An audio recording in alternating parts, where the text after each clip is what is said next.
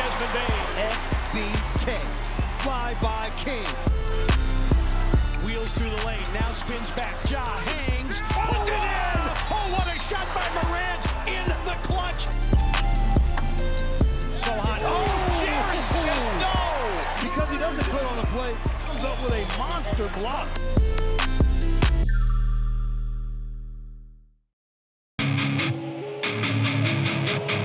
Our fans have a huge impact on our ability to play to the level that we're striving for. Drop off, Morant. Oh! Well, you wanted home crowd involvement. I love those moments where you see our guys engaging in the fans, and the fans just get pumped up. They are standing at FedEx Forum. I would hate to be on the other side with the opposition when FedEx Forum's rolling. That's such an unbelievable relationship that our group has with our fans.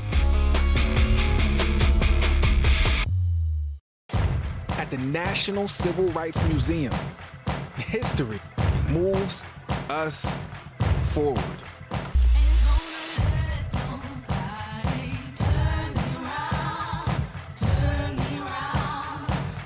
The question remains, how does history move you? Keep on walking, keep on talking, marching up to freedom now.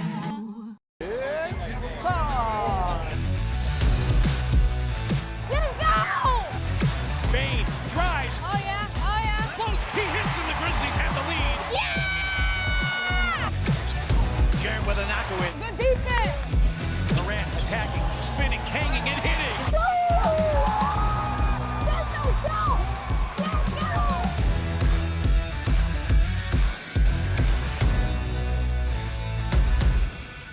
Thanks for showing up, Memphis. Nothing beats catching your Grizzlies IRL, and nobody knows that better than you. So next time you want to hit up a game, Ticketmaster's got your back with tickets to every upcoming matchup. Whether you're catching the Grizzlies at home or on the road, you'll find tickets at Ticketmaster, the official ticket marketplace of the Memphis Grizzlies and the NBA. Keep putting that jersey collection to use and get Grizzlies tickets today. There's no better brag than saying you saw it live. See you courtside again soon, Memphis. Our fans have a huge impact on our ability to play to the level that we're striving for. Drop off, Morant. Oh! Well, you wanted home crowd involvement. I love those moments where you see our guys engaging in the fans, and the fans just get pumped up. They are standing at FedEx Forum. I would hate to be on the other side with the opposition when FedEx Forum's rolling. That's such an unbelievable relationship that our group has with our fans.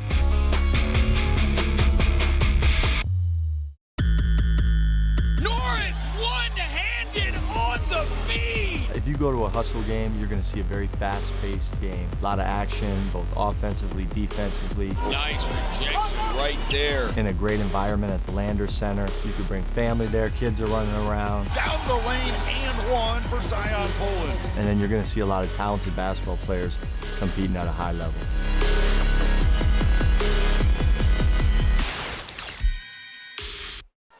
There's no substitute for experience, the knowledge gained from having been there before, and the passion to share what you know to make everyone around you better.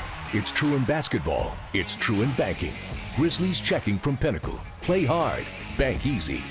Open a Grizzlies checking account with at least $100 and a recurring direct deposit by August 31st, and you could receive a $200 direct deposit bonus into your account. Details at grizzliesbanking.com. Member FDIC. Sonic Radio. Welcome back to Sonic RNDIO. That spells radio with me, the CIO. This just in, the new Sonic $1.99 menu lets you build a crave-worthy meal for just $1.99 an item, whether that's a creamy shake, crispy tots, or a quarter-pound double cheeseburger. This just out. Ostriches. They're mean, not very cute, and in my opinion, way too big for a bird. Don't miss the Sonic Fun 99 menu. 5 items, always $1.99. Live free, eat Sonic. Tax not included. See menu for details. Thanks for showing up, Memphis. Nothing compares to catching your Grizzlies IRL. And that all starts with buying tickets at Ticketmaster, the official ticket marketplace of the Memphis Grizzlies and the NBA. Ticketmaster gets you to the game so you can catch every highlight. Put that jersey collection to use for the next game and get Grizzlies tickets at Ticketmaster. Whether they're here at FedEx Forum or on the road, Ticketmaster's got your back when it comes to scoring tickets. And there's no better brag than saying you saw it live. Live from downtown Memphis, this is the Chris Vernon Show on YouTube at Grind City Media and the official Grind City Media app. Now, here's your host, Chris Vernon.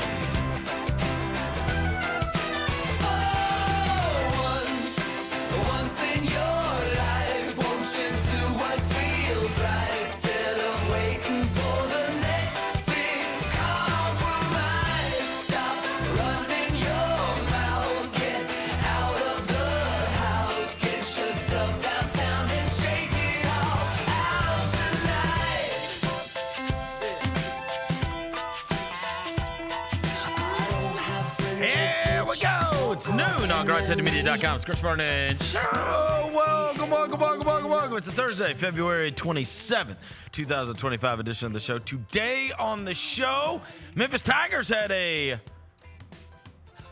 surprisingly exciting game last night at FedEx Forum. We will get to that. Grizzlies are off tonight and then back in action tomorrow night against the New York Knicks. They also made a very big announcement this morning regarding the broadcast of Grizzlies games, which we will get to. In addition to that, we'll get through all the news and notes of the day.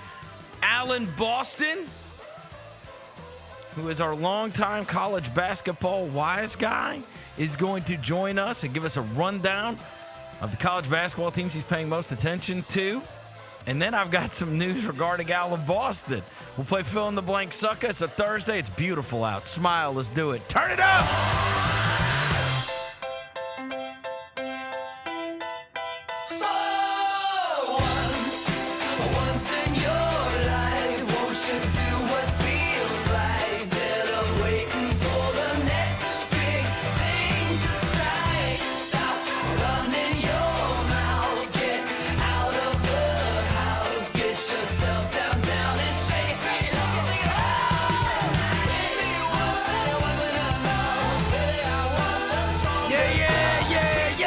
Everybody's having a good day. All right, got a bunch of stuff to get to on the show today. As I mentioned, Alan Boston's going to join us. We'll play fill in the blank. We will get to everything that took place last night and get you ready for the day ahead. Before I get to anything, I welcome John Roser to the show. John Roser, a.k.a. the Cologne Ranger, the Body Spray Bandits, and Norset. Johnny Backpull, Johnny Bearcat, the Grim Roser, John Asparagus, Johnny Netcarp, John Lance. He's Yogi Roser. What up? Hello, John. What up? Devin Walker's here. He's the microphone mangler. Nava Joe, wasn't clear. photographer. Realize all the haters disappeared. Yep. You should have been a Bulldog. Shout out to them Fairley Bulldogs, Vernon. You went to a basketball game last night. Yeah. Fairley versus Wooddale for the regional 16A championship yesterday. The Fairley Bulldogs jumped on them early, 19-2 to start the game. Get a timeout. And it was all down here from there. They won the game. They cruised to the victory. Region 16AA champions, Fairley High School. Last year, 4 wins. This year, 23 wins. Shout out to my Uncle Stephen Terrell, Coach of the Year in the district. Shout out, man. Unbelievable. Now they move on to Devin's uncle sectional. took over a program that had 4 wins and is now won the region championship. Unbelievable job. Unbelievable job. Big time. So now I think sectionals or regional, something like that. It was on Saturday. Okay. They play Lakeland. Okay. On Saturday. They beat Lakeland on Saturday, move on to the tournament at Lakeland next week. State tournament? The section or some Yeah, section, whatever. I don't know the way it all works either. Yeah. But that's next week. So they win that, then they move on. One game at a time. One game at a time. Saturday, but we're all Bulldogs. Let's go Bulldogs. There you go. Big champs, baby. Big congrats to the Fairley Bulldogs. So, as I mentioned, Alan Boston is going to be joining us later in the show. It's that time of year. Our favorite college basketball wise guy. He has been featured in the movie The Best of It. He was featured in Chad Millman's book, The Odds, many years ago. And he has been on with us for the better part of over a decade now, 10 to 15 years. He's been on with us. One of our absolute favorites. I have never met Alan Boston.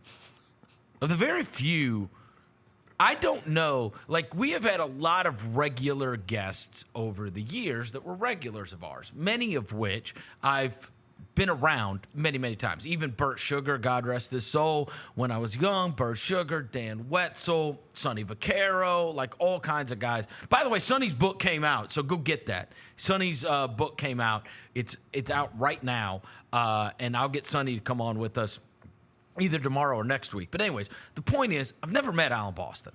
I've talked to Alan Boston numerous times via text message, on the phone, or obviously on our show. Alan tells me, as I'm talking to him this morning, he said, look, I've never met you. I've never met you guys. I've been doing the show for over a decade. He goes, I'm booked. I'm coming to Memphis. And I was like, what? He's like, it's already booked. He's like, I already booked it. And I was like, when are you coming? And he said, I'm coming the week of the NCAA tournament, when you always have me on to break down the entire NCAA tournament. He goes, I'm coming that week. I'll be here between Selection Sunday and before the tournament starts. He's going to be here. And then he tells me this crazy thing. You know, this guy, he's made his living off of betting on college basketball his whole life, right?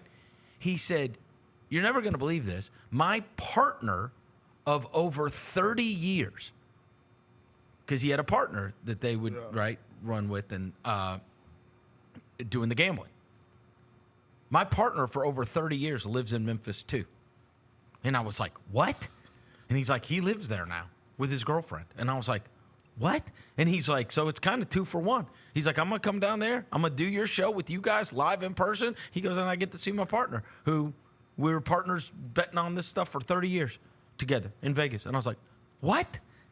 It's all just so crazy. And then I was like, all right. So anyways, he is going to be here the week of the NCAA tournament in person. We are all going to meet Alan Boston in person. Let's go. I told him that we were going to be on Skype today, and he said, I will keep my shirt on. So I can't promise what he's going to be like in studio. And I told him, I was like, we need to set something up, whatever. Maybe listeners can meet you. I told him that we need. I guess it's already said they want to meet this dude. So it's going to be the week of the play-in games. Yeah. I told him that we need to set something up, and I'll work on this, okay? Where I think the Grizzlies are out of town all week, if I'm not mistaken. Check like the 17th through the 19th of March. I think they're out of town that week, right? They are, because the next 2 weeks we're home constantly. So I told him what we needed to do is to grab Alan and go over to Southland and watch like the play-in games or something. And if people want to come hang out and meet him and whatever, he's like, I'd love to do a Q&A or whatever we could do. And I'm like, dude. People already in chat saying, can we have a live audience today? He's in studio. We have to, right? Like, people want to, like... We've got it. We'll take him down to Southland. He's a real character, bro. Oh, yeah, dude. And we've never met him. This is going to be real. I've never met him in person. It's going to be interesting, boy. I don't know how tall he is. I don't know. I don't know anything. Yeah, what if he shows that he's like 6'6"? Bald dude. So anyway, he's going to be joining us today. I'm so excited because we'll get to his thoughts on all the college basketball teams. Because, look, last night, my intention was, so I had one TV going on, and I was keeping up with all the NBA games that were going on, and that Philly-Knicks game remained close for way too long. And I was like, is Philadelphia, like, at that point, I was like, we're playing the Knicks coming up on Friday.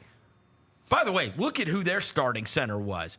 Never I saw this. do we come across a guy that I've never heard of this person in my life. He had like the girl, the mermaid name, Ariel, something. I've never heard of this person in my life. And he started for. This is how people probably felt when Trey Jemison was starting for the Grizzlies or whatever. Ariel Hooker Portal. Yeah, he started for the Knicks last night. So, anyways, I'm watching that, and the reason that was significant is because Philly was in the news because they got this like 8-game losing streak going. I'm like, are they really going to break it against the Knicks? That would be crazy. And it'd be hilarious if Podcast P, Paul George says, I'm not doing podcasts anymore. And then all of a sudden they come out and they beat the Knicks, right? Yeah. So that one was on. And obviously on the other TV, I thought, hey, I'm going to get to watch, I'll watch Netflix Full Swing or I'll watch something else after these early games are over. Because my expectation is that Memphis is going to run out Rice. And not only did they not run Rice out, that thing was nip tuck down at the end. I mean, they tied it at 70, and I text you guys. I'm like, bro, are they really gonna lose? Like, this is terrible. And then look, Vernon, you said they tied it at 70, right? Yeah. From that point on, Memphis went on a 14-2 run and won the game. Won the game. The rest of the way. They literally said, "Yo, it was a timeout." Penny probably said, "All right, bro, okay, stop. Can y'all just play ball for it?" It was all Dainja. Yeah. Blocks. He just took over the game. Yeah. Honestly. Took over the game. I love him. Dainja! Yo, he's got crazy footwork. He's also got this attitude about him that I just love. And even at the end, what's the guy? They were interviewing him as he's doing the walk-off. He's like, he's dead serious. And he's like, I just want to win. And he looks like he could kick your ass. Oh, yeah. Like, for real, kick your ass. He looks mean as hell. I love him. I do. You see what he said in the postgame, right? He reminds me, You see what he said in the postgame, right? Somebody went to ask him about UAB. He said, "Y'all, we ain't talking about dude." Oh, right, because that turned into a kerfuffle online with the UAB big guy. Yeah. He want the smoke. I love this guy. I do. I love Dainja. He has become like my spirit animal as I am watching this. Look at this dude, bro. Get off me. He just rips the ball away from people, and then the 3 blocks in 90 seconds. Look at this. Too little. Too little. And look, he's always pissed off. I love it. He's always pissed off. He always looks like he's about to fight you. Yeah. I love that. Get out the way. Yes. Hey, he said his NBA, who he watches the most NBA film is Nas Reed. And if you watch him play, it is like a little Nas Reedian. Big guy that can dribble, can step back, hit trays, post work too. You don't see a lot of college guys with good footwork either. Nah, not no more. It's like a real throwback. Yeah. It is. He's got a throwback game to him, but also he's got this. A lot of guys, to me, come off like they want to come off like I got a nasty streak, right? I want you to think I've got a nasty streak. Yeah. So I mean mug, I act real extra after I dunk, but they ain't really got a nasty streak. I think this guy for real has I think if something broke out, it would be a humongous problem. That's fair. It's very Isaiah Stewart-esque, who I also love. I think if he snapped, it would be very, very problematic for many people involved. I don't think he's a guy that would be easily held back, and I also fear what he would do if he ever did just really snap. And he looks always like he's on the verge of it.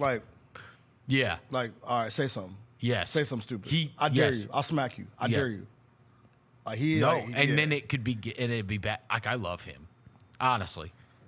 He's a guy that I truly I love him. I mean, and he just took over the game. He came back in and literally won them that game. He was like, "Not tonight, Rice. Not tonight." And just started. Even the pass that he outletted the pass to Haggerty on the breakaway. Haggerty was losing his mind. Yeah. Because he wasn't getting any of the SGA calls. He didn't get that SGA whistle last night. And in fairness, he gets it all the time. Yeah, conference players' numbers have been down a little bit, but you can tell that every opposing coach is like, bro, don't put this guy at the line 16 times. Yep. No, really. Penny said he said that somebody sent the tape. They are. Somebody sent the tape to the A's. He was like, "Yo, this dude's for 2 years has been shooting 15 free throws a game for 2 years straight. Yeah. What are we doing?" And now they're not blowing the whistle. He's getting pissed about it. It's an adjustment. He screamed at a ref yesterday. I was like, "Oh." Because look. Haggerty's outstanding. I've told you guys this. I can't. What's fair is fair. And I can't very well bitch about guys that do it when they're not on my team, and then when they are on my team, be dismissive of it. It drives me crazy that he does. It is the idea that I am playing for the contact rather than playing for the bucket. These guys, Trae Young drove me crazy doing it. SGA drives me crazy doing it, right? That the goal of this possession is to get you to hit me, not go make the basket, right? And Haggerty has been living off kick his legs out in many. It's just always he's snapping himself every different direction. He throws the head back, and it's like, okay, dude, you're like, right? Bro, just shoot the ball, bro. Yeah. Just shoot the ball. Just rise and fire. Just shoot the ball. Right? And so I don't like it, and so I don't mind, honestly. Like, I know he was clearly not getting that whistle last night. He was not getting that whistle. I mean, come on, dude. It's just always so extra. He kicks out his leg everywhere. It's so extra. Like, shoot the ball. It's so crazy to watch him do it. Look. Right? He clearly is always trying to get contact. Yeah, that's annoying. Huh? That's annoying. It is. What, foul He baiting? clicks out his legs everywhere, and he flails his arms everywhere. That's and an I get offensive one there. I get it, right? It's just the way he plays. Do you think he practices that? Yes. Like on like a crash pad or something? Well, I don't know if he does like that. He gets rewarded for it. Oh, dude. yeah. Like, look, come on, dude. There's no reason for you to fly around like that.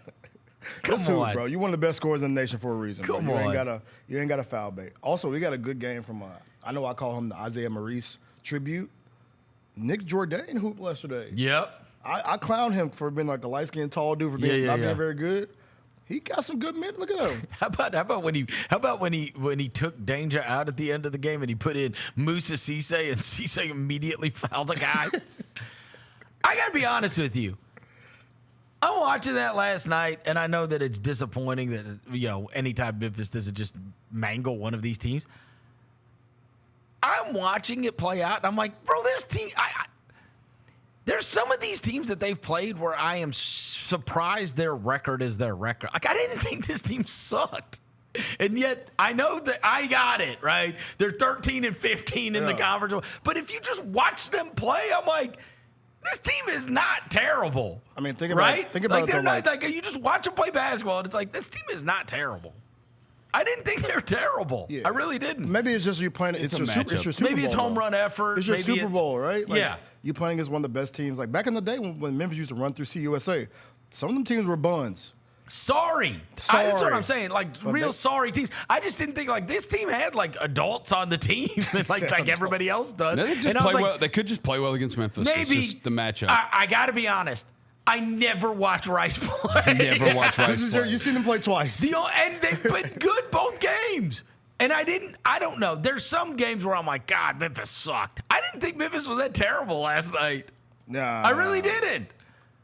I didn't think they played terribly. Who, Memphis or Rice? No, Memphis. No, they didn't. They didn't. I didn't think they played that terribly, which then gives me a level of respect for the opponent. I'm like, that team's not like.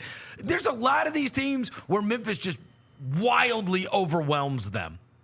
Yeah. Yeah. And it's like, too much talent, God. Too much size. Yeah, dude. That speed, the athleticism, and it's like, this team didn't look like that to me. I don't know. I didn't. Big Rice guy. I just watched them, and I'm like, how are they 13 and 15? I tell you this, I wouldn't want to see their ass in the conference tournament. I mean, look. They play you tough. They do play hard. Their coach coaches them up, bro. But the thing is, Memphis shoots a ton of threes, and Memphis shoots threes, and they make threes, and they didn't make threes last night. Yeah, right. They didn't take any. And what's of his them name? either. What, Hunter had 4 points? Yeah. Something like that. They took 13 Aaron points. Rodgers. Aaron Rodgers didn't really score that much last night. Right. Like, it was Jourdain and Dain and PJ shooting free throws. Like, We take 23s a game. We only took 13 last night, or 2 of 13. Yeah. Free PJ Tucker, by the way, too, bro. He was spraying that joint the last couple games. We're moving a little, but we're moving a little more to the Dainja being the guy that gets a lion's share of shots, and that has changed. He was kind of playing as off of, the guards and the role player, whatever. It's certainly become much more Dainja centered. Yeah. Especially yesterday. Which, it's been again, he's an off the rim, advantage against big guys.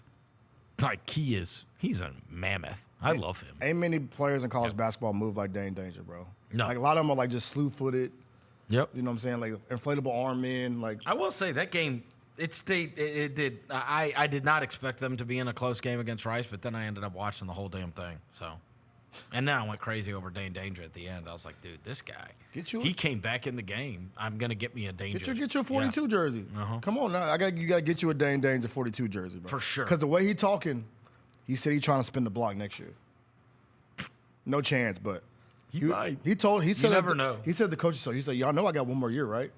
And everybody's like, Could we see Dainja for another year in Memphis? I would love to have Dainja for another year in Memphis. Get him to come sit in here. Yes. I would love for him to have another year at Memphis. I wonder if he's scary in person. No, not really. He wasn't happy in the postgame interview. He always looks like that, bro. Yeah. Look, that's his photo. Say something. I dare you. He always looks like he's ready to just, but I don't think it's fake. No. I think he's. You think he really might beat your ass? Yes. I wouldn't cross him. You know what I mean? I wouldn't cross him, and I love guys like that. So anyway, I will say he made it very enjoyable to watch that game last night. He did. Just the Dainja thing. Grizzlies are off tonight, and then they are going to play against the Knicks tomorrow night. And I will say it's going to be absolutely slammed in there for this game. It will be a huge game. It'll be a great environment, and obviously want to get some get back after they got smoked in New York earlier. The Grizzlies made a massive announcement this morning. That announcement was that there are 5 games the rest of the season which are going to be on Channel 5, WMC, which is going to expose you to a enormous amount of households, like truly an enormous amount of households. And so as it goes, the FanDuel Sports broadcast is going to be running on over-the-air local TV. And I think they said, 6 or 7 million homes possible? Obviously, they picked these 5 games, one of which is going to be the Tony Allen retirement ceremony night that they are doing it. But those games are going to be over the air, so anybody can watch these, right? And it's interesting to me, obviously you want it to be a great product and you want people to be able to see it, and then hopefully maybe more people want to subscribe to FanDuel because they see it and they want to keep up with the games. But also, who knows where the world is going to go with media rights? You have already seen a couple of these teams that have gotten ahead of it. And interestingly enough, when I tweeted it out earlier this morning, there's a guy from Utah that said, hey, when Ryan Smith bought the team, they put him over the air in Utah, and it's unbelievable. The Phoenix guys that were just here in town, they told one of our guys so they did it too and have put it over the air. They said their ratings have gone up 75%. Portland has been 75%. Really? Now they haven't made money off of it. That's the thing. You got to take that. You got to make the money off of it on the back end, right? Yeah.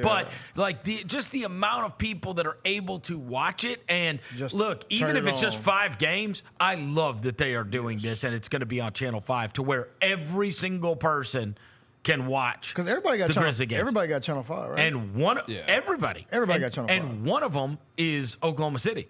At Oklahoma City. Ooh. I've heard that Portland also did this. Yeah. But they do it all in-house. They're on their own, and that it's been tremendously successful. Ratings-wise, it's crazy. Yeah. Oh, for sure. The numbers. Because the world has changed dramatically, and everybody's trying to figure it out. But, I love that they have announced this morning that there's going to be 5 games that are going to be on WMC going forward. And the 5 games, of those, it includes both the Tony Allen retirement ceremony night and also the game that I just mentioned, the at Oklahoma City game. Yeah, you got some good games. They're not just like the booty games. No. They're good. And they're strategically playing, right? Yeah. The hope is you go on there and you pull a massive number. Yeah, then people convert and be like, yo, I want to watch this team more. Right. You know what I'm saying? Or even for us, people see the ads and be like, yo, I want to watch that show of those 3 dudes talking crazy every day. And look, it's going to be the first time that this has gone through, but they're pulling the FanDuel broadcast. And evidently, I did not know, honestly, I swear to you, I did not know this. I knew that this was going to take place, but I didn't know until I saw the press release that they're picking up the pre- and post-game shows. Oh, okay. Which, by the way, if that is the case, we need to send a letter saying, hey, guys, we need to speed this crap up. Y'all's pregame show? We don't have a problem. It's the games that have a problem. Yeah. Oh, yeah. Our games, we played the second longest games in the league. Yeah, I saw that. And so when I was thinking about that, I was like, it used to always be, bro, I was never done with that post-game show after like 10. Like, that would be like an overtime game, usually, right? We're hardly ever done by 10. Yeah. We're hardly ever done by 10 with the post-game show. And it was always, I've been doing that post-game show for years. Our games are forever. The only team in the league that plays longer than us is Orlando. That's it. They can't shoot with They're the only ones that play longer. Is it because we hack so much? Dude. Because we foul so much? And we go to the line. Yeah. And we use every challenge. Every team. So every timeout. But what I'm saying is, they got to be off for the 10 o'clock news, bro. Yeah. Like, if we're on WMC, they ain't running over the news, bro. Right? Just imagine a Grizzly game. People got to get their weather. Right? Yeah, People got to get their weather. Like 108 to 104 is 9:57. I know, right? It is just like cuts out. like the Heidi game. Yeah. That's that very famous NFL game where it's like an NFL playoff game. Yeah. They call it the Heidi game. You're too young to know about this. There was just type in the Heidi game. It's a Raiders game, and it was an NFL playoff game, and the network switched over to the movie Heidi. They switched over because Heidi was going to be on. So they missed the final 42 seconds of the game. Yes. It's called the Heidi game. It's that. What was it? The AFC what? AFL. It was between the Raiders and the Jets. It was a playoff game, right? Yeah, let me see. Hold on. American Football League game between the Raiders and the Jets. Yeah, it's famously known as the Heidi game because everybody's watching it, and then they're like, "Hey!" And then they just ran the movie was supposed to run at 8 o'clock, and the movie's going to run at 8 o'clock. They went to commercial and came back with the beginning of Heidi. People are like, what? Can you imagine if that happened during an NFL game now? Oh my gosh. Oh my God. They can preempt everything now. Yeah. Like nothing starts when the NFL's I promise you this. If we're sitting at 106, 104, and Joe Birch's ass come on. Joe Birch gonna get some mad as hell, tweets, bro. Damn, Joe Birch. Tell me what happened in the game. They had to split screen it. No, so yeah, apparently. Shout out to Joe Birch, his son, big listener. Shout out Joe really? Birch, man. He's a legend, bro. I love Joe Birch. Birch. Is a legend. Apparently, they scored 2 touchdowns at the end of this game, like the final minute. And people like, bro, I would be so mad if I was. It's known as the Heidi game, bro. So are we gonna? I only remember that the Raiders were in it. Is that gonna happen to us? No. I'm just saying. If the game goes double OT. I know. Like they're just gonna have to wait for the news. Sorry, Grandma. Honestly, I have to wait for the news. The solution is, can we play a basketball game in our average time? I swear to God, the average time of our games. I texted somebody this morning. I think it said 139 minutes. Yeah, bro, I don't even want to watch movies over an hour 20 minutes, or 120 minutes. That's 2 hours. Yeah. Like, our game should be 2 hours. Yeah. Yes. Our games take. And what I'm saying is, if the game starts at 7 o'clock or 7:10, whenever it starts, like, bro, we got to be over by 9:30. Come on. We're not over at 9:30. No, it's a problem in the G League this year, too. The games are taking longer than they ever have before. I know when we usually end. Our games tip off at 7:02. We're usually done between 9 and 9:05. And that's not the case this year. We're done like 9:15 to 9:30 now.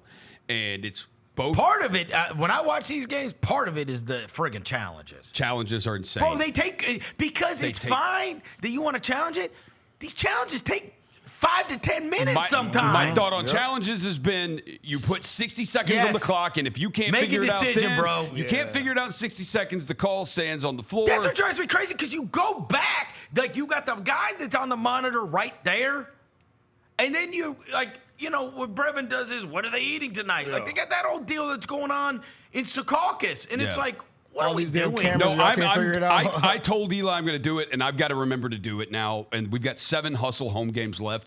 I am going to start timing reviews. See how long they take. There's one of them that took last game we had against Rio Grande Valley. We didn't even finish the third quarter until 8:50. Ooh, and the game Didn't even started at finish the third quarter until 8:50. Here's what I'm saying. Just they can do this. They got power. Yeah. You make a little thing. You say, hey guys, we're gonna be on local broadcast TV. This is huge for us. Can we not play a 2 hour and 30-minute game? It's crazy because we play the fastest pace too, which is a crazy part. So there's one of the reviews I know that we change had. The clock, Devin. But it just it makes you just move It though. doesn't change the clock. When the whistle blows, the clock stops. I'm just saying, The it's just whistle blows. We foul and they foul. Yeah, we do and foul a lot. everybody uses every challenge at their disposal. I know and one of everybody our- walks around doing this for every I know friggin' one play. of the challenges or reviews that they did in one of the Rio Grande Valley games. It took, I think it was 2 minutes 43 seconds. Bro, is there a ghost in here? Oh, We what? just lost a microphone. Is there a ghost in here, bro? Yeah, what? How They did just that start moving. Yeah. Yeah. The ghost of Jerry West is in the building. The ghost of referees. They got his name on the court now, so Jerry, don't hurt us. That microphone just fell on the ground. Why is that even in here, though? Why do we I don't even know. Just a random microphone that started rolling around on my desk and then fell off. Yeah. Hey, man. I don't know. You better watch out, man. I'll bring some sage in this joint if y'all need me to. Yeah, I know. Anyways, look, the point Kyrie. is, it's awesome that the games are going to be on Channel 5 and Yes. everybody's going to be able to watch them. Right? I remember when they and used that's to a be. great way to accumulate more fans and have people paying attention to what's going on, right? Because everybody can get Channel 5. Every grandma, every Everybody. auntie. Yep. That's what they used to be on when they first moved to town. They were on Channel 5. Was it? So I watched the first game ever at the Pyramid regular season when we lost to the Detroit Pistons, led by Jerry Stackhouse. I used to Wasn't love like PAX, so bro? for the first several years that I lived here, Tigers games were always on Channel 30. Yeah. Yeah. I loved that. Yeah. When I was a kid, I used to watch them. What was it? When PAX was on local TV too, right? When Grizz used to play on PAX. I don't remember that. Was that it was PAX? Channel 5. I think Channel 5. It was WMC, Channel 5, and PAX. Yeah. See, that's when I was a kid. I used to watch They'd be them on on Channel PAX. 5. Channel 5 Channel 5 had certain bigger games. Yeah. So they had like the first game ever. They had the Jordan game with the Wizards. Yeah. They had that one, and Shout but out then PAX, the other ones were on man. PAX. I But used I to think watch they're those on owned by the PAX. same company back whenever that was. They were Now owned it's by the same Ion, I company. think. Yeah. I think PAX is Ion now. Ion? I'm an Ion fan. Yeah, you never watched it? Don't know Ion, bro? They held WNBA They have games. WNBA games in Ion. That's how I know it. No, it's not, bro. Yeah, it is. You It's ain't I got a lot of watch. kick I'm it. tapped in. Oh, really? No, I know it because every Saturday they have Law and Order SVU marathons. Do they really? No, they Every really do. Saturday. Every Saturday, bro. Every Saturday, And then Law and Order SVU marathon. NCIS is on Sundays if you want to tap in. Oh, is that right? Yeah, Well, maybe I'll start watching that. No, you don't. You don't Doubtful. You don't do that. Ion. Yeah. I don't even know what that is. Honestly, I would be like my father. How do I find to that? have an eye on My TV. dad called me last night and he wanted to. First, he tells me that there's this thing. He wants to tell me he watched, and I didn't even. Have you guys heard of this? I don't know. It's like on, which I don't have. I don't believe Fox Nation. Sounds like a thing old people watch. That Definitely sound- does, yeah. It does sound fugazi. He watched a documentary. He said it's 6 episodes, and it's unbelievable. He watched it about Alabama football's first season with Kalen DeBoer and with Milroe and with Ryan Williams. And he said it is awesome. Fox Nation? That's what I know. It's what he wanted to tell me. He was like, have you heard about this Alabama? He's like, it's 6 episodes. It's great. Oh, it's called the Taz That Bond. He said it's great. Only available on Fox Nation. It's what he told me about. He called me to tell me that, and then I told him, I was like, I'm watching this Tigers game, and he's like, what's it on? And I said, ESPN Plus, and he's like, oh, okay, I got that. Like, yeah, that was an easy one for him to find last night. But yeah, he spent the first 10 minutes of our conversation telling me how awesome this Alabama documentary is, and he's like, and these guys, he's like, you would be amazed at how faith-based their whole thing is, and that Milroe and this guy, he's like, they are mega impressive, and I was like, what? What do you? He just watched. He's I don't tapped know. in. It was So- I was like, I didn't even know there was an Fox Alabama. Nation probably the right channel for I don't for know. the fan The Taz base. That Bond inside Alabama football. So there's only been 2 episodes. I'm sure your dad's probably seen the first 2 episodes. The 3rd episode drops on March 5th. Oh, is that right? Yes. He said it's great. It looks pretty interesting. The first episode is also about faith. It's episode 1. It's the Fox News streaming. Episode 2, thing. the standard. Yeah. Okay, it's the Fox News streaming thing. Apparently, people are saying that even the trailer of it makes it look awesome. I didn't even see the trailer. You got to tap in, bro. My dad thought it was great. Your dad found so exclusive. I watched know. that. How about that? I was like, what Alabama documentary? And he's like, have you seen the Alabama documentary on this past year's team with Kalen DeBoer? And I was like, I need to watch this. no. And I was like, what's it on? He's like, Fox Nation. And I was like, okay. I was like, he was like, and then he brought up Milroe and this Williams guy, and he's like, it's great. He's like, you need to watch that. And I was like, what? I don't even know what he was talking. Yeah. It's I so should watch weird it that a too. sports documentary would come out. And then yesterday, a guy ran up on me and told me, how about this? This is another odd one. I had 2 recommendations. That one, and then a guy said to me, because I was talking about I was talking with somebody about Court of Gold, you know, how much I loved it on Netflix. I thought that was great. I said, those documentary filmmakers did an unbelievable job capturing the Olympic basketball, right? I thought it was great. And they told me that I need to watch on HBO. They said, have you watched is it called We Beat the Dream Team? Let's see. They said pennies all over this thing. Dream Team. Let's see. I think it's called We Beat the Dream Team. or Yeah, It's a something. they movie played that them. came out in 2025 on HBO. Penny is the thumbnail I'm looking at right now. They said I needed to watch it. Yeah, that pennies all up in it, and that I guess this is the way it was sold to me. Yeah. They said those group of guys that had to go practice against the Dream Team, they brought all those college kids in, like Penny and all them, and had them watch the practice of the Dream Team guys, and did not tell them that they were going to be playing against them. And then sent them out there to go play against them, which is a cool story. So yeah, it's a cool story. Jamal Mashburn, Penny, Chris Webber. I'm watching the trailer right now. They're all talking about. So the yeah, somebody synopsis recommended that to me. How about that? We gotten 2 of them. Yeah, we might have to tap in. Look, tonight might be the night. maybe so. We ain't got nothing to watch tonight. Yesterday, I got to do some podcasts. I got asked by every damn Knicks podcast. Oh no! So I'm gonna do one of them tonight. Yeah, the Knicks TV one with a guy on Twitter, CP the franchise. He's great. But yeah, they've got a Knicks podcast, so I'm gonna do his podcast. You making your Knicks rounds tonight? Yeah. I mean, you wouldn't believe how many people cover that team. Oh, it's insane. I mean, the city's freaking.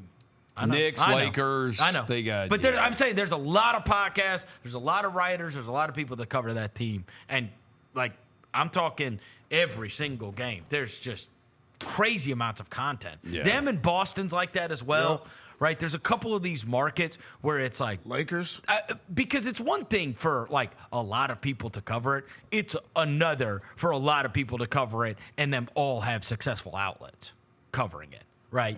Both independent and not, right? It's hard to have that many people care that everybody's got an audience. Yeah. But they do. They all have audiences. They do. They all have audiences, right? and there'll be some here tomorrow too. Oh yeah. Oh yeah. Knicks always have a Knicks, decent crowd. that's one of the there'll be a good crowd fan for the bases that Knicks show tomorrow up. night. Yes. Heavy. You know what? And they're real fans. I need to try to get Breen in here. Yes.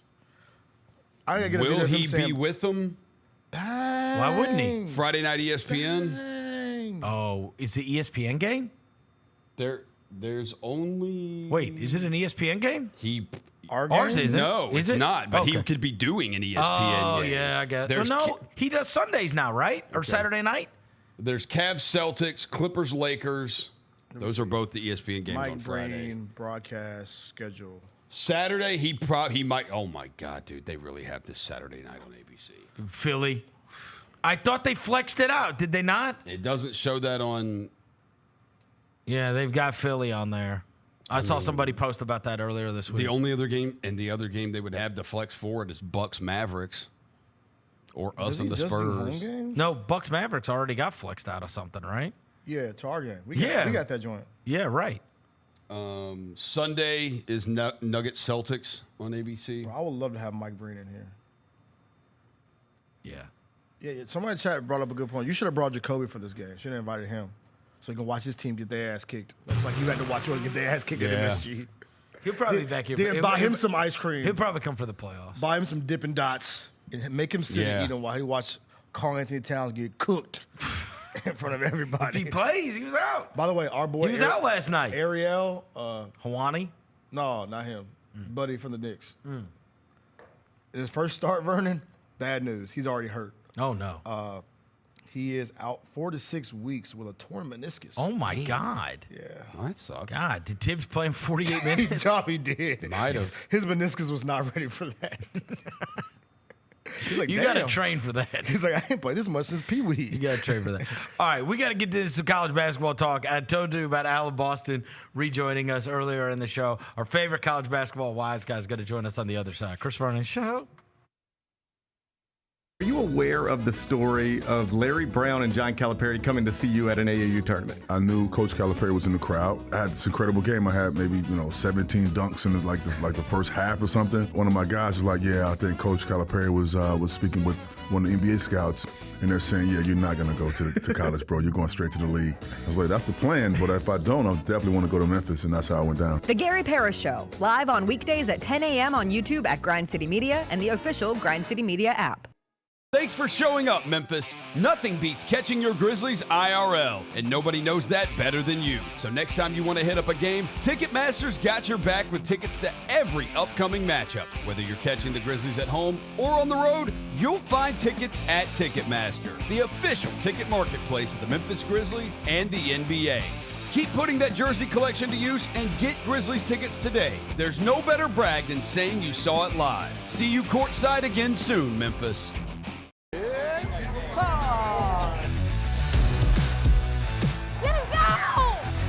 Bain drives. Oh yeah, oh yeah. Close. He hits and the Grizzlies have the lead. Yeah! Jaron with a knockaway. Good defense. Morant attacking, spinning, hanging, and hitting. Let's go, go! Let's go!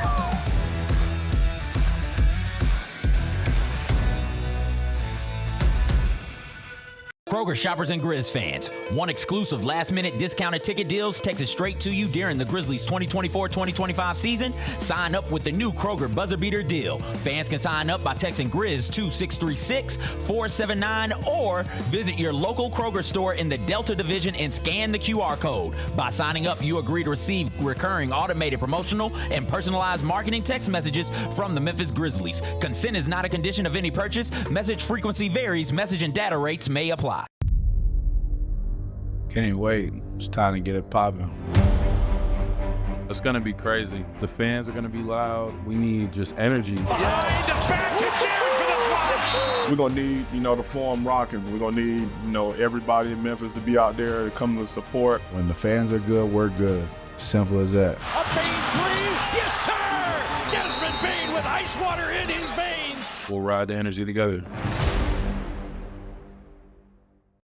Grizzlies fans, dunks, dimes, and no-looks are great on TV, but nothing compares to catching them IRL. And that starts with buying tickets at Ticketmaster, the official ticket marketplace of the Memphis Grizzlies and the NBA. Ticketmaster gets you to the game so you can catch every highlight in person. From seeing your favorite Grizzly stars up close to hearing the squeak of the sneakers on the hardwood. Put that jersey collection to use and get tickets at Ticketmaster. There's no better brag than saying you saw it live. See you courtside, Memphis. Shinedown. Dance Kid Dance Tour. Live in Memphis. FedEx Forum Saturday, August 30th. With special guests, Bush and Morgan Wade. Get tickets now at livenation.com. Shinedown, live in concert. For more, visit shinedown.com. When it's all on the line, you turn to the strong, the stable, the unwavering. To those with a history of raising their performance to meet the moment. It's true in basketball. It's true in banking. Grizzlies checking from Pinnacle. Play hard. Bank easy. Open a Grizzlies checking account with at least $100 and a recurring direct deposit by August 31st, and you could receive a $200 direct deposit bonus into your account. Details at grizzliesbanking.com. Member FDIC. Our fans have a huge impact on our ability to play to the level that we're striving for. Drop off, Durant. Oh! Well, you wanted home crowd involvement. I love those moments where you see our guys engaging in the fans, and the fans just get pumped up. They are standing in FedEx Forum. I would hate to be on the other side with the opposition when FedEx Forum's rolling. That's such an unbelievable relationship that our group has with our fans.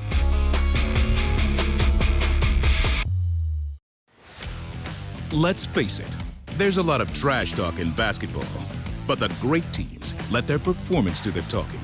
Like Ford F-150 with Pro Power on board, a class-exclusive industry-first feature that turns your truck into a mobile generator and leaves the competition speechless. Ford F-150, official truck of the Grizzlies. Greatness starts here at your Mid-South Ford dealer. Class is full-size pickups under 8,500 pounds, GBWR. Welcome back to the Chris Vernon Show on YouTube at Grind City Media and the official Grind City Media app. Now, back to your host, Chris On one morning Vernon. bright and clear, my old folks and I drew near, just a village down in sunny Tennessee. I'd been speeding on that train that would bring me back again to that All right, girl we're back. I Chris left Vernon in Show. sunny Oh, I'm so excited. College basketball talk with our favorite college basketball wise guy, Alan Boston. He was featured in the movie The Best of It. He was featured in the book The Odds. He is a lifelong college basketball wise guy, and he joins us for the first time for the 2025 college basketball season. And as I told you earlier, we're going to get to see him in person before we know it. Alan Boston. Alan! Welcome. How you doing? Good. You? I can't hear him. Can't hear me? That's not good. Yeah, no. Well, it was fine. Yeah, I talked to you during the break, and it was fine. Yeah.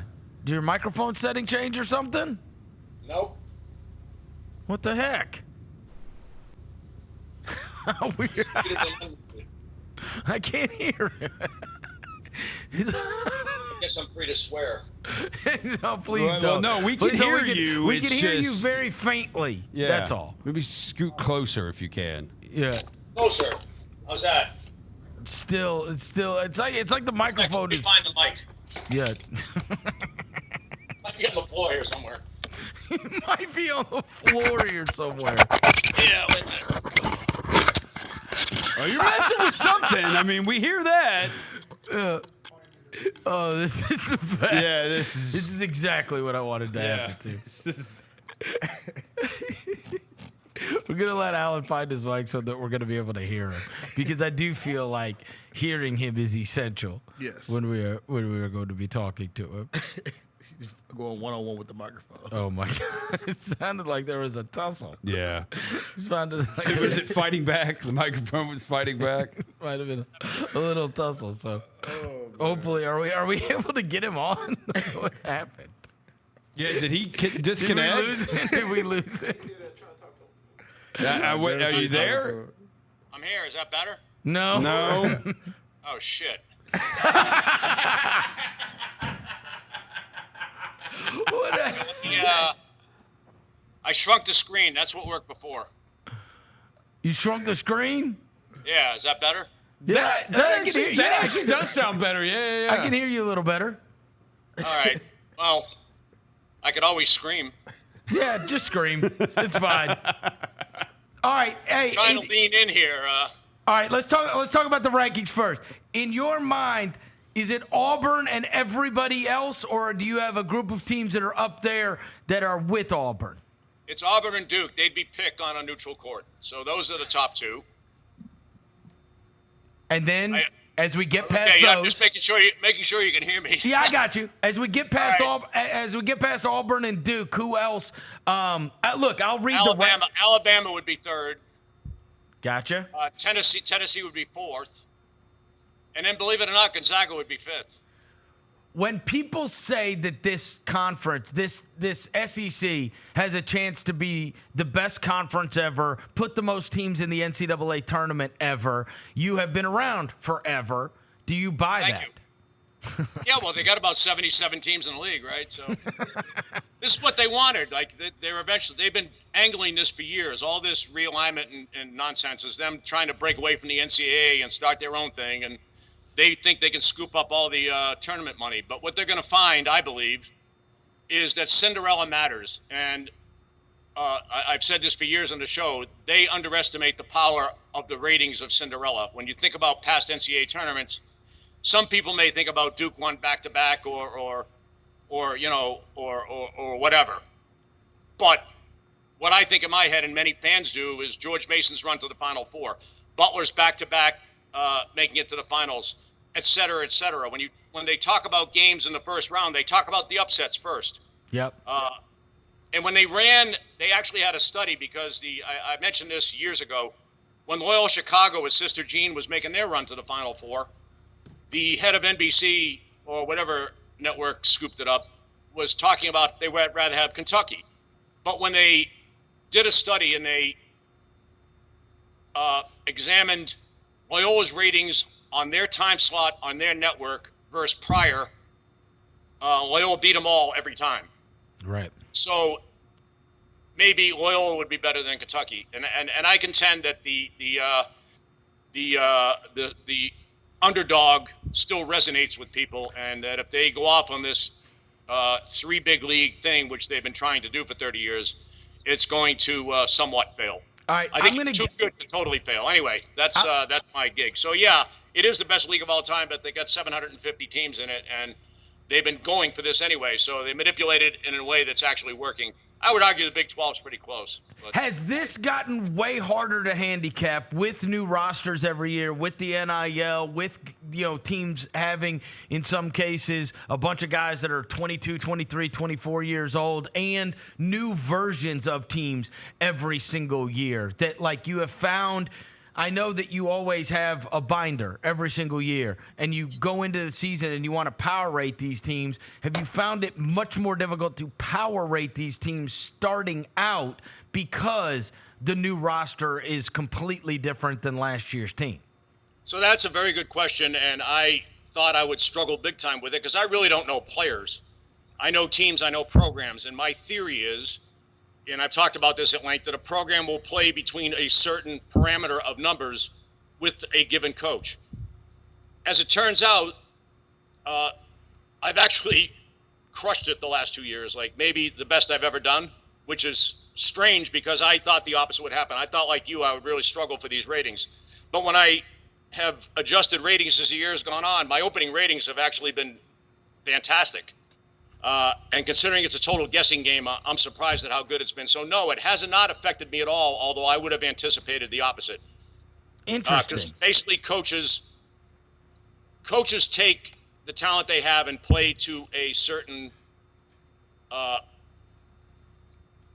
small level section of ratings, and that's just etched in stone. And it's far more accurate than most would believe. Like okay. if you have 5 crap players, how are you going to make them play well? But some of these guys are just wizards and can. Let's talk about the ones that were off. Came into the year. Who have you had to adjust the most? Oh wow. Maybe Miami even Florida the wrong way. That's for sure. Oh God. Well, and their coach just bailed on him in the middle of the season, right? Well, I mean, he this ain't for him. Yeah. He's about the problem is with these old guys, and the only place you'll still find this is in the Ivy League. Yay! Shout out to the Ivy League. Oh, they're screwing that up pretty good. Many of these coaches, like Mark Schmidt at St. Bonaventure and Chris Mooney at Richmond, these guys are fantastic at taking a player from a D3 level to a legit D1 talent. But that takes time when you're not that talented to mold a guy and iron out his weaknesses. And these guys are fantastic at it. They don't have that option anymore. And Larinaga was more in that kind of vein. Yeah, sure, he could win with talent, but it's better if he wins with talent that he hangs on to for 2 or 3 years. And he saw that this wasn't for him anymore. I think Tony Bennett saw the same thing. And perhaps even the Villanova guy was Jay thinking Wright. this in the back of his head. Jay Wright, yeah. My mind's kind of going, so you'll have to ignore the occasional dementia. But, yeah, so that's what went on there. It wasn't that he bailed. It's just that, he makes the Final Four, and half his team leaves. And he's there like, well, you don't like it down here? Like, we do something wrong? No, we love it here, but we're offered more money elsewhere. Okay, that ain't for him. Right. That ain't for me either, if I'm being honest. Like, that kind of ruins the spirit of the game. Yeah, right. So, all right. So you saw you had to adjust Miami a great deal because they went from a team that probably could have been pretty good to obviously awful and nothing like you expected them to be. Is there somebody on the flip side that is much, much better than you expected them to be? Yeah, all right. So we'll kill two birds with one stone here. The best coach in the country, ironically, is with the team that I cannot catch up with their rating on, and that's Eric Olin at Cal San Diego. Maybe the toughest academic school on the West Coast. Not a big school. It was D2 just 5 years ago. But he's playing to a legit Big Ten rating right now. Just watching them play is just a joy. And if they don't make it this year, if they don't make the conference tournament, it will be the biggest screwing this year. It doesn't matter what they do. If Cal San Diego ain't in, they've really screwed up.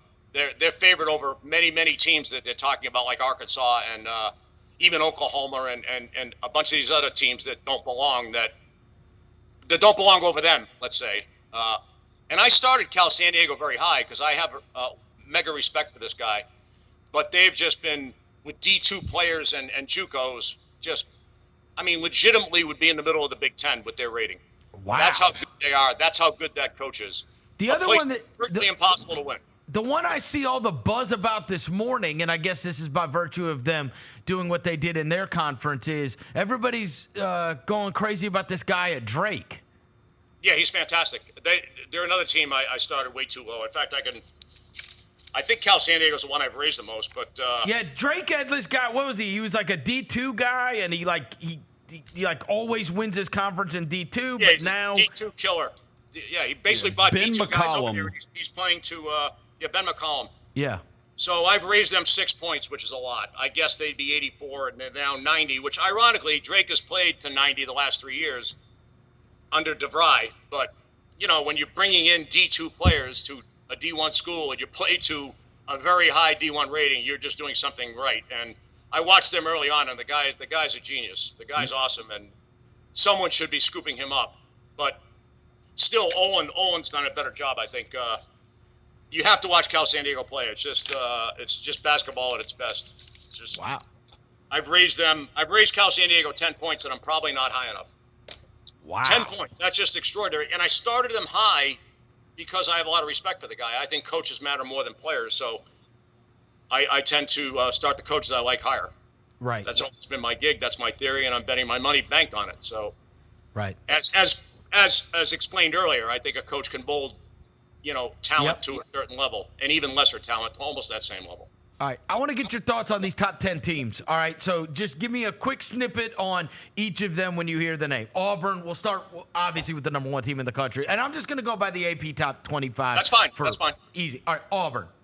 Auburn, definitely a threat to win it all, but I like Bruce Pearl, but I don't love him, and I think sometimes he doesn't make the best adjustments during a game, and at times they look like an unbeatable team. To start the year, they just ran out to 20-point leads on very, very good teams. Memphis for one, but then Memphis showed a lot of heart in that game. Memphis looked very, very good in that game. We'll discuss Memphis at some point. I think they're sneaky good, actually. And Auburn is talented. They have no weaknesses. They have rim protection, which is huge. They can shoot threes, which is big. They defend with fervor, and they have athleticism. So They really destroyed nothing to hate Ole about. Miss. I was stunned when I saw that Ole Miss score last night. I was like, what the hell? Beat them by like 30? They shot the lights out, but they did that to a lot of teams this year. And, at some point when the game gets away, the other team kind of mails it in, especially this late in the year. And Mississippi's kind of struggling right now. They may have gotten a tad overrated. The coach is excellent there, but the talent's a little notch below others in the conference, and it's probably starting to show. All right, what about Duke? Band-Aid so much. Let's get to Duke. Duke, another team really with no weaknesses. And where Cooper Flagg is the great white hope, he tends to get away with murder on a basketball court. I never seen a guy push off so much with his opposite hand, and that's okay. It's Cooper Flagg, right? He's the one. He's the darling. He's whatever.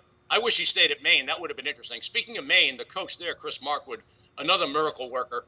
A team that's playing to. I know no one cares about this stuff, but I didn't even know Maine had a basketball team. Right, exactly, and the team is like the third best team in the conference. And it's a hockey school basically. It used to be a football school in the '60s and '70s.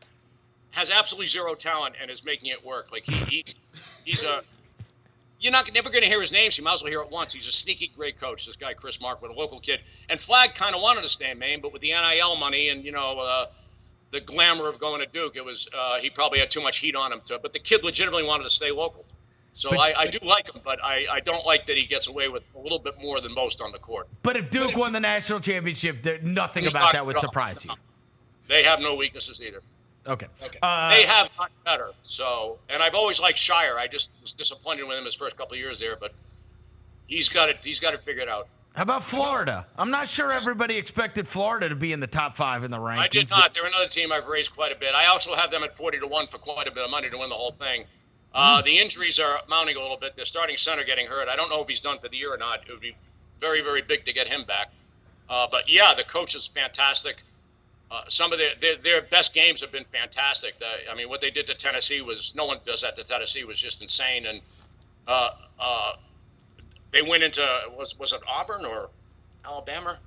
I forget. See, my brain is gone, but I used to remember all that stuff. But what was that other game that really was crazy good? I mean, they've only lost 3. They've only lost 3 all year. Oh, yeah, at Auburn. Winning wire to wire at Auburn shorthanded was nuts. That was the one. I see it. 90-81. Can certainly, and they were down 2 starters, I believe. So if you could do that, you can win the whole thing. That coach is really. They have rim protection. They have elite rim protection, and that is the biggest thing in basketball. How about Houston? This version of Kelvin Sampson's Houston program, which he's built into a monster. It's just as good as every other year, and again, the things I've mentioned before. If he can avoid some major injury, that's what stopped them the last couple of years, is injuries. Shed getting hurt killed them last year. Oh yeah, they would have murdered Duke. That was over. But that was the one guy they couldn't lose, and boom. They play so hard, and he had such a short bench the last couple of years that I hope he's kind of learned from it. He's using a few more guys this year, and if they can avoid injuries, why not? Sometimes when they can't generate offense from defense, sometimes they struggle a little bit in the half court, but not much, and definitely a threat to win the whole thing. Yeah. Tennessee, you mentioned them and how they lost that game to Florida, but they're sitting there in the top 5 in these polls. Yeah, they're uber talented, and but I wouldn't have any faith in Rick Barnes to win anything. So, you asked my opinion. That's the honest answer. No, I think most who truly know would probably agree with me. You'll hear how great he is and how wonderful he is, and he's done a great job there. I mean, he's built a powerhouse, and their defense is elite, but. You just don't trust them. They have a tendency to fall apart in these half-court games. Their offense gets a little bogged down sometimes, and I don't know. I don't have any faith in them to win the whole thing. And I kind of think they're like a half a notch below the upper tier, and I don't think Barnes can trick anything up or drum anything up to overcome that little bit of a gap. The next team I'm going to ask you about, actually. The next team I'm going to ask you about, you mentioned a little bit earlier as one of the teams that you think should be in that elite class, and that's Bama. Yeah, and Bama, I think. The newspaper actually had the headline this morning, because I was reading it this morning, is this version of Alabama unbeatable? Because they just destroyed Mississippi State in a game Mississippi State probably was very motivated to play. It was over early. They shot the lights out. The difference between this Alabama team in years past, and they went far last year in the tournament, is their defense is way better. They're always going to run great offense because Nate Oates is a wizard with that. And funny, because sometimes it looks like they're a little haphazard out there, but somehow that haphazard, it works into a lot of three-pointers going in, so I can't knock it. But their defense is way better this year, and I also have them at 18-1 to win the whole thing. So Florida and Alabama are the two I got going, and if you could beat Miss State by 40 in a game where Miss State was super motivated because Alabama had beat them in Miss State, then you've done something really, really good. I can't wait to ask you about this next team. Do you know who's next in the rankings? St. John's.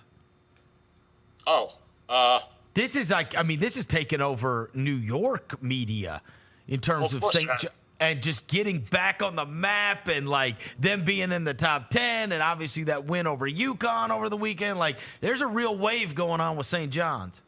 Yeah, and some guy was saying, Spatino's the greatest coach of all time, which I, of course, couldn't help myself. I had to write in the comments that I would wildly disagree with that, but wait, you write in comments? I couldn't help myself. He's saying, Rick's the greatest of all time, because it's all that New York hype.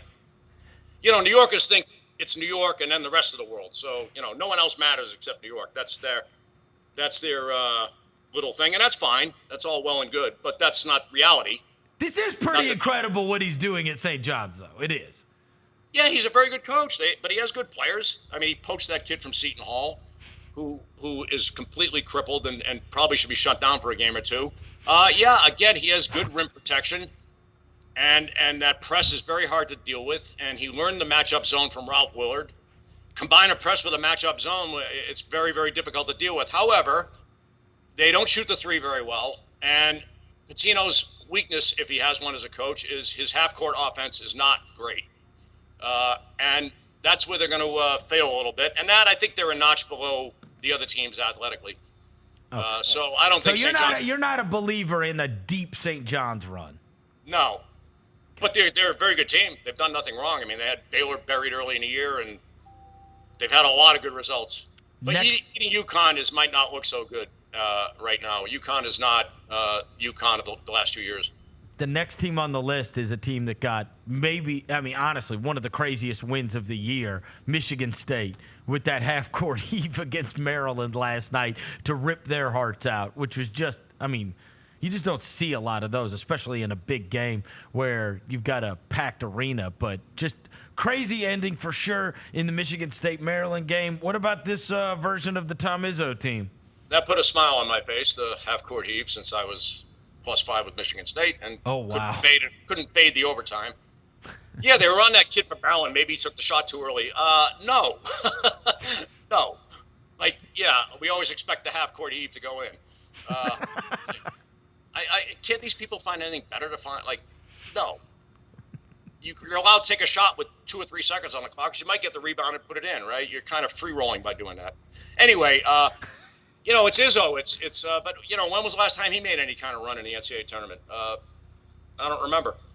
And I think he's maxed out what this team has. I think this team is definitely, just way too far behind some of the top teams. And I think he's maxed out what they have. So I don't think they have another level to go to.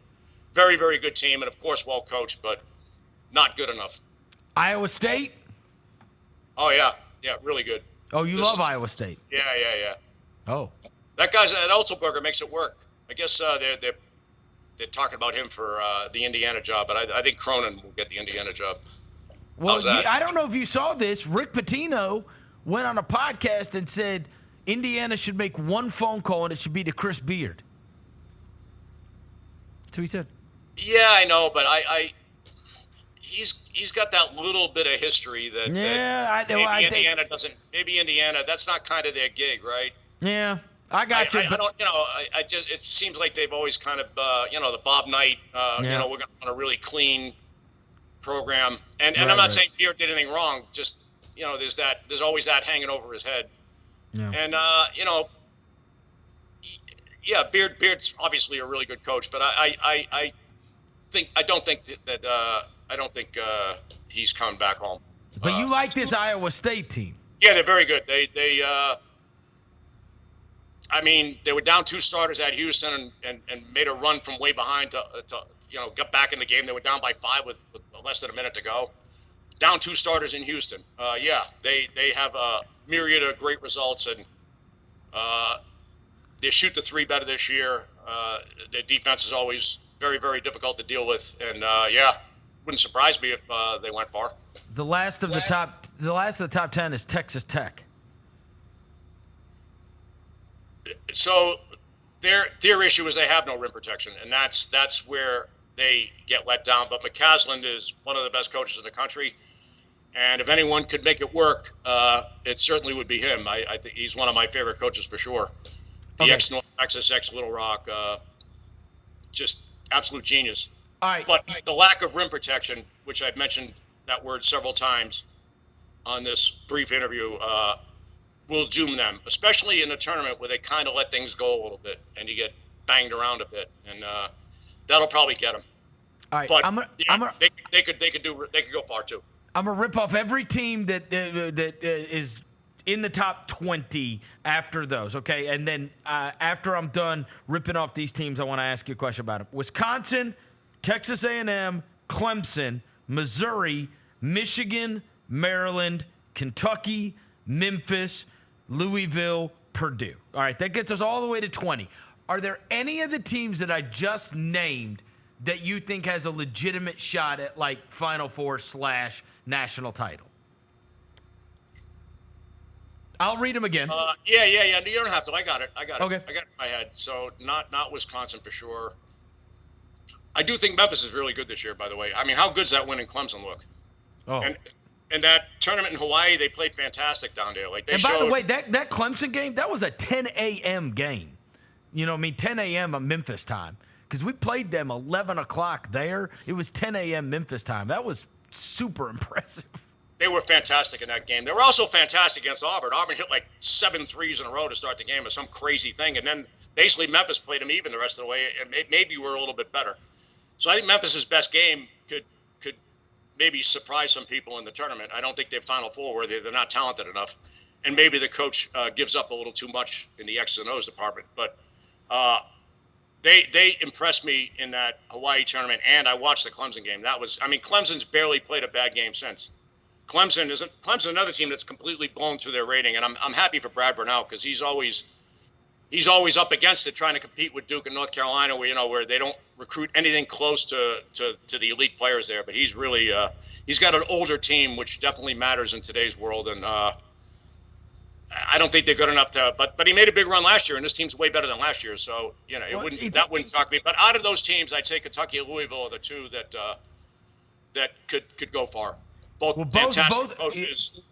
Honestly, there's 3 of those that I named that were big coaching moves in the offseason. Michigan, who's got, May now, who moved out of Memphis' conference. And then Louisville, who got the guy from Charleston, Pat Kelsey, right? Kelsey, yeah, he's fantastic. Yeah, and then obviously Kentucky with Mark Pope. They're all 3 new coaches at those schools. And they all did great jobs prior, but they'd all done great jobs for years. It just when you make the tournament, that's when things get noticed. Pope was kind of an automatic fit for Kentucky, but he's performing miracles there. Like that. That's not the most overwhelmingly talented roster, but his offense is so high level and so difficult to deal with. And if he gets healthy, they're a very dangerous team. Anyone that can hit 50% of their threes. You can overcome some defensive lapses and athletic lapses if you keep bombing in threes. So, and you like the Louisville team as well? You like both those teams? You like Kentucky and Louisville? Kelsey's ridiculous. Like what he's doing there is nuts. Like that team is not that good. They just keep blowing everybody out. Like you can't knock it. Again, another elite offensive team that maybe is athletically a little challenged. I'm talking about versus the upper echelon. I'm not saying they're not athletic. Of course they are. Right. They're a top 20 team. They're not playing with D3 players. But if you added up the stars of the recruits, I guarantee it'd be lower than others. I'd say that Louisville and Kentucky are the 2 most likely of that group to do some damage. Although Clemson is playing to a very high rating, I just can't believe they're that good. So, Alan, our expectations are not crazy here. Like we're now to the point. Like We had a discussion last week. If you told us Memphis could make the Sweet 16, but there's no chance they would go for it, we would all take that deal. Like if Memphis could get to the Sweet 16, we would all take that deal. Do you think that's a realistic thing that could take place, that we look up and Memphis is one of the last 16 teams? I mean, depending on their draw. I mean, they have Michigan State in the top 10. Did they not beat Michigan State in Hawaii and rather easily? They beat Missouri. How good does that look now? Missouri's a killer team. That Dennis Gates is amazing. And they won in UNLV. That's no picnic. They beat San Francisco, I think, in San Francisco's area. Like, these are all home run wins. So it's so hard for us to judge because, we watched the Rice game last night. Like, the conference is so bad that I know they have a big game against UAB coming up this weekend, but the conference doesn't supply us with a bunch of teams where we can use all of that stuff was non-conference that we have to use as measuring sticks of how good we think we are compared to, our peers, because the conference just doesn't give you that. Right, but that's because they're trying to manipulate all the good teams into 2 or 3 conferences. Well, yeah, I got to ask you: is there anybody else in the AAC that you think is worth a crap? UAB, yeah. Oh, UAB's really good. What about North Texas? Yeah, North Texas. Oh, yeah, I forgot about him. That guy's a genius. That Hodge guy, yeah. Yeah, they're really good, too. Okay. All three of those probably should be in the tournament, but won't be. But those teams, you don't scoff at UAB. You don't scoff at North Texas. No, not at all. No, they're legit good. Like they would do well in maybe not in the Southeast Conference and maybe not in the Big 12, but in the Big 10 they'd be fine. Right. And ACC they'd certainly be fine. So yeah. I know that you're doing lines and stuff every single day. What team have you ridden the most Careful this that year? word around me. Okay. All right. Yeah. It's my attempt at stand-up comedy while sitting down. What team have you ridden the most this year? Do you think you've won the most betting on them because you just had it right? Yeah. Good question. The same way that you say you can't catch up to Drake. Just got to pull it out of my head. A team I've had right from the get-go is College of Charleston. Probably my most successful team. I started them very, very high, and I've lost a couple bets with it, but I won many, many, many more. I'd say that's probably the one I had the most right. And there's one other. There's 370 teams. I just can't pull it out of my head. Sorry, but I'll have an answer for you eventually. Is there a loss that you've had this year that you were furious about? I probably took the worst beat of all time this year. I had Monmouth plus 12 against Delaware. Or was it plus 11? Now I got to check. 1 second. It was plus 11 or plus 12. This was completely insane. You are as real as the streets if you're betting Monmouth, Delaware. I mean, that is. It's just trying to. There's nobody out there betting Monmouth Elon. I'm sorry, Monmouth Elon. It was plus 11. Right. Monmouth Elon. Monmouth Elon. It was plus 11. The game was on 2 with 2 minutes to go. So you're in good shape, right? I'm down 7 with the ball with 4 seconds to go. Oh no. Right. Plus 11 on 7 with 4 seconds to go with the ball. Lose. How are you keeping up with this game, by the way? Like on your. Because my friends who follow me couldn't wait to call me and tell me, "Did you see what happened?" And they made a swear word in there. Yeah. So I have to get the play-by-play, of course. I would read about it anyway the next day, but yeah, that was a horror show. You are plus 11. Wait, hold on. Read about it. It was on 7 with 4 seconds to go, and Monmouth had the ball against Elon, and they did not cover 11. The game fell 12. How? Double technical, couple flagrant foul, and they made all 6, and I made 1. Oh my God! No big deal. Just one of the worst ever. How it can't get much worse. That's pretty bad. That's San Diego State. The San Diego State Utah State game was pretty bad too. I lost my best player 30 seconds into the game, and then they 14-0'd me, and I was still okay. It was 12-0. I was still okay, but then they called a bench technical with 2 seconds to go on San Diego State, and that finished the deal. So the plus 7 ended 8. Yeah, that was kind of disgusting. But, that's just part of the game. You hope you win a couple like that. Almost happened last night. I had Texas plus 5.5 against Arkansas, and they called a flagrant foul when the guy grabbed him, just trying to get a foul at the end of the game. Yep. And it was on 2. Had they made all 4, it would not have been a pleasant ending. But they made 3. Thank you. Wow. So it ended. Yeah, that was in overtime, no less. So. And won by the hook. Wow. It was about to be disgusting, but we will be cashing the ticket at DraftKings. All right. Before I get you out of here, because we're going to be joined with you by you now weekly through the college basketball tournament, we're going to meet you in person. You are, in fact, booked, and you are coming to Memphis, right? I'll be there very late on the 17th, and I'll see you on the 18th, wherever you tell me to come to. And we're gonna have to. I told you about Southland. We're gonna have to go across so that our listeners can meet you, because people already started reaching out. Like, dude, I gotta meet this guy. So we'll set up. Don't be disappointed. No, they're not gonna be disappointed. They can't wait. They've been listening to you on this for years. Yeah, it's like 15 years or something. It's crazy. Long time. It's been a long I'm getting time. old, so it's time to say hello. And I'm having a good year, so I could actually maybe afford to stay someplace nice, which I shall do, and we'll have a few laughs. That's awesome. All right, Alan Boston, our favorite college basketball wise guy. Thanks, brother. We'll catch up with you next week. Cheers. All right, bud. Alan Boston. Oh, can you believe he's coming in town? The GOAT. He's going to be coming. It's going to be amazing. Yes. Oh, boy. That's going to be interesting, boy. We're going to go over to Southland. We got to. Got to. Got to. This man said I want to sweat out some games with him. Bro, they're a sponsor to set us up. That is a real Monmouth degenerate. Elon is That's real degenerate. That's savage. hardcore. Yeah, bro. That's hardcore. And he doesn't even watch the game. He just look at the play-by-play the next That's day. crazy. Man's watching Gamecast. He's hitting the Gamecast button on ESPN.com. Swipe it up. The Gamecast is looking. There's just little dots. Dude. Bro, that's impressive. Dude, down 7 with 4 seconds and the ball. Man. And you're plus 11 and lose like that.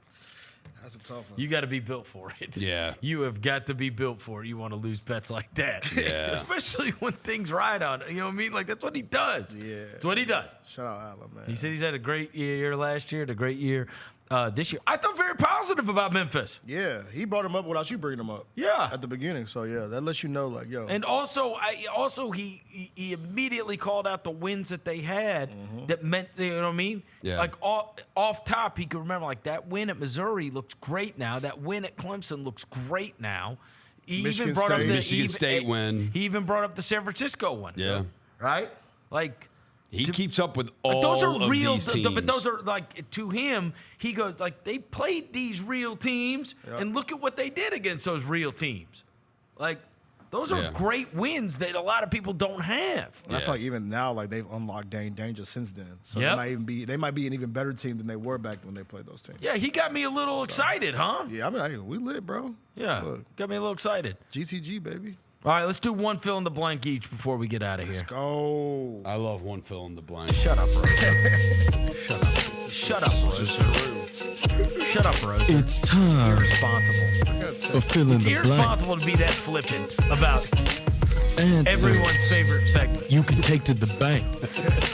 Just one fill in the blank. It's time for filling the blank. Overrated or underrated? Or properly rated. All right. All right, I will give you, as I told you, right, I take things off the board. Okay. I will take a possible playoff matchup for the Grizzlies of Memphis, okay? Okay. So you can't just say some team that it's not actually a possibility. But I will let you take one team off the board. They will not face this team in the first round no matter what. You would choose. Fill in the blank, sucker. The Lakers. The Lakers. You think that's possible? Yeah. I mean, they're 2, they're 5. 3-6. 3-6, 4-5. possible. I don't think we can Yeah. get to 4. I don't think we can fall to 4. Yeah, Aren't that's we prob- already? How many games are we up there? You don't Like, think Jalen Wells can guard Luka Doncic and LeBron James? How dare you?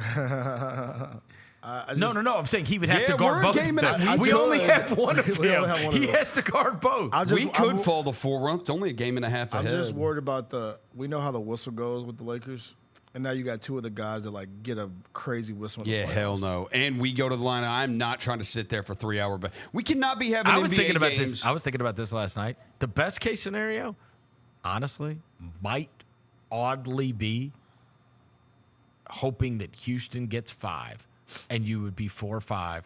Take your chances against Houston, a team that has not had any playoff victories, and then of course you look. You're gonna have to play the Thunder anyway, but I mean you're playing the Thunder instead of Denver.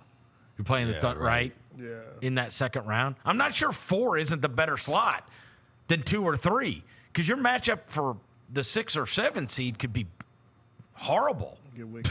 You know what I mean? Get wicked. But no, if I was to take one team out, it'd probably It would be the Lakers. They're the one team that you would not want to see. I mean, I don't want to play just them. because you're asking me this question. Like, I feel like at some point I have to I be don't not wanna scared of any team. But I think at this point, But they would be the one that if I said, If you made me hey, take they're one for off. sure not going to be the one you play. yeah, I'd take I the will Lakers say off. I am interested in playing them when we do play them again. Now that they don't have Anthony Davis, like, dude, They don't have size. They don't have like nothing for Jaren. nothing in front of They them. got nothing for Jaren. No one now. at the rim. Period. But You're not comma- scared of Jackson Hayes? Nah, I ain't scared of that. Oh, okay, dude. me neither. That what's that dude from Simpsons? With the hair. Oh, Sideshow Bob. Sideshow Bob. Bob looking dude. Yeah. Yeah. Ain't nobody scared of him. But I'm just worried about walk down gang. Yep.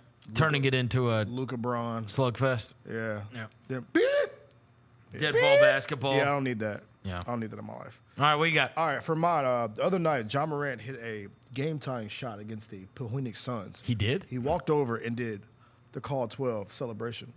It made me think, Verno, that Call 12 celebration might be up there in the pantheon of NBA signature celebrations. Your favorite player celebration is Fill in the blank, sucker. Other than Steph Curry. You got to take those two out. Okay, so it has to be a current player? Yeah. I'm taking the Steph. So there's also, no Sam Cassell big balls. Nah, but you got to take But Steph off. but it everybody loves the also night. it's got to be a staple of them. Like Mikal Sam Cassell Bridges- don't do the big balls. He doesn't do it every time he does anything. It was just like one time. Mikal does the little joint like this, the little joint. You know. I always loved Wes Matthews. The bow and arrow. The bow and arrow. Yeah. When he would That's hit a pretty three. good. I always loved the bow and arrow. Yeah, I'm taking the Steph night off the table because Dude, did you see Jalen? Will you see if you can find this Malik Beasley celebration last night? No. He's got the crazy. He changes them up. He got He had one last night where he hit a shot and he like yes, it was like an emote. Malik Beasley celebration from last night, and he's obvious, and he's got a dead serious face. He's obviously just trying to make his teammates laugh. Yeah, because he used to do like I love it. He used to do a I little love shimmy. it. After he hit a three, he used to do like a little shimmy. Malik Beasley. No. He does that, but I mean, he's got like now he's doing like these different celebrations. He did this one last night where he ran back with his. Like this weird thing with his arms where he like kept them straight. Yeah, he's definitely emoting out If you can find this, Jalen, where Malik Beasley is, I'm sure if you search like on X or something, it could pop up. But it's outrageous. Malik Beasley, he makes me laugh because I like guys that are obviously just trying to make their teammates laugh. Yeah, so he made some shot. don't and care about nothing. Because it looks preposterous. And he knows that. And he's also not even making a facial expression while he's doing it. It's crazy. Shout out Malik Beasley. I don't know if there's anybody else that really has a celebration. Like a signature Like joint? a real one? Like that you are... Like the Dame time is elite.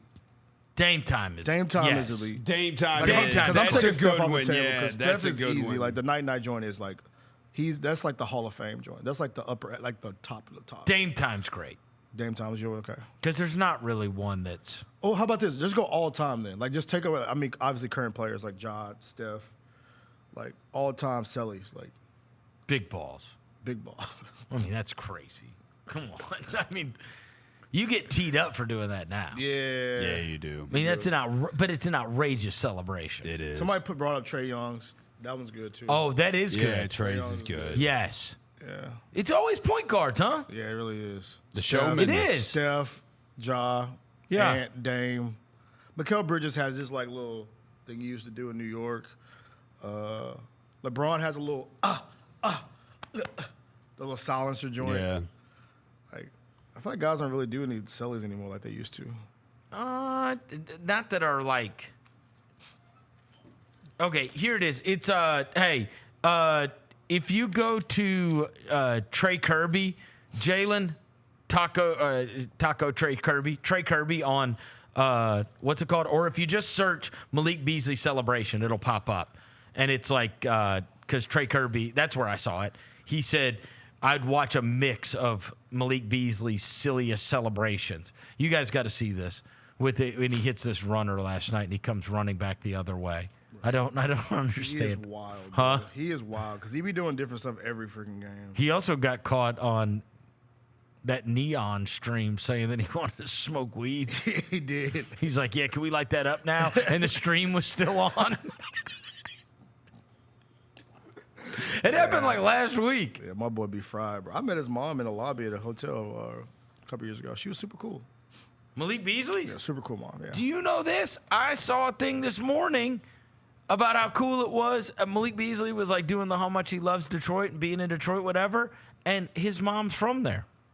Yeah, his mom's from Detroit. That's the thing. Did he get drafted by them, bro? Huh? I think he got drafted by them. And it was like a whole thing online because he got drafted by the team where his mom's from. Oh, okay. I think that was the thing. Malik Beasley also is one of 5 players to hit 200 threes this year. Who knew? Malik Beasley, veteran presence. He's hit the second most threes in the league. He's Mr. made Ankle Monitor 235 threes this year. Mr. Ankle Monitor himself, veteran presence. He's been great for them. Yeah. You got the video, J Long? Yeah, we got the video. The Malik Beasley one. Can we not use it? It's an NBA highlight. Literally, it's Trey Kirby's. Trey Kirby. It's literally on his feed. Right? Trey Kirby. Let me see. And it says I would watch a mix of Malik Beasley's silliest celebrations. Let me see. I want to see this. Not that hard. Because I didn't even see it on my timeline. Huh? And I usually see goofy like this all the time. I didn't see this on my timeline. Yeah. I'm looking at this. I mean, you could just search Malik Beasley celebration. It's the first thing that pops up. Oh, it wasn't the first one on mine. It wasn't? What? Wait, we got different algorithms if you search things? Yeah. Is that right? What popped up? It was like one of his older Some ones. chick shaking her ass? Whoa, calm down. Oh, I saw. He just did a wiggle. He did a wiggle. Huh? Yeah, he did a wiggle. Yeah. All right, Roser, what do you got? Gene Hackman passed away. Rest in peace. Rest in Hackman, peace, great actor. Played a lot of roles in a lot of different movies. Has there been any kind of word on that? Nothing. I haven't seen anything. A famous role in a movie that you think I could have done that is Fill in the blank, sucker. Day Day and Friday. You could do that. You I could can be Day goofy. Day. I can definitely be Day Day. I'm funny. I think I'm like real life funny. Don't look at me like that. That's a big role. Don't look at me like that, bro. That's a big role. Or I could be Cat Williams. I can be I was gonna say radio. Damn. They call me Cuba, you couldn't, bro. That man said radio. That's crazy. That man said radio. That's wicked. Radio, not Cuba.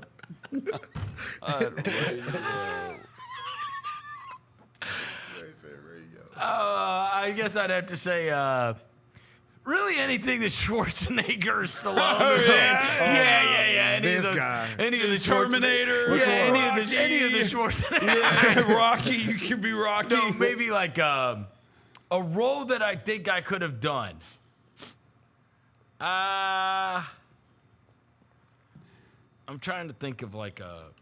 I could be this Ricky Smiley Santa Claus in Friday After Next. He got beat up by everybody. I can do that. He didn't have to say nothing. I'd say.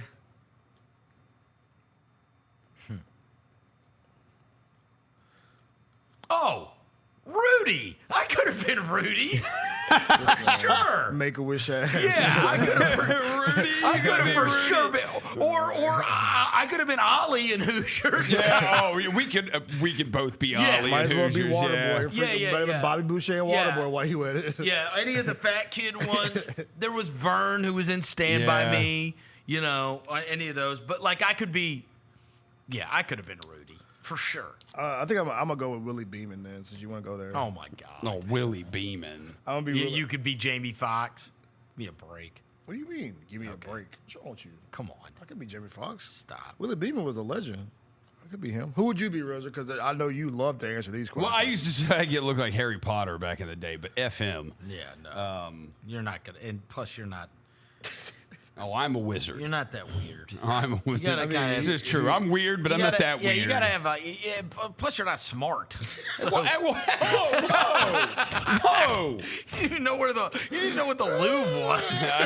You just hang stuff there. By the I way, was right. Speaking of the Louvre, bro, did you see the?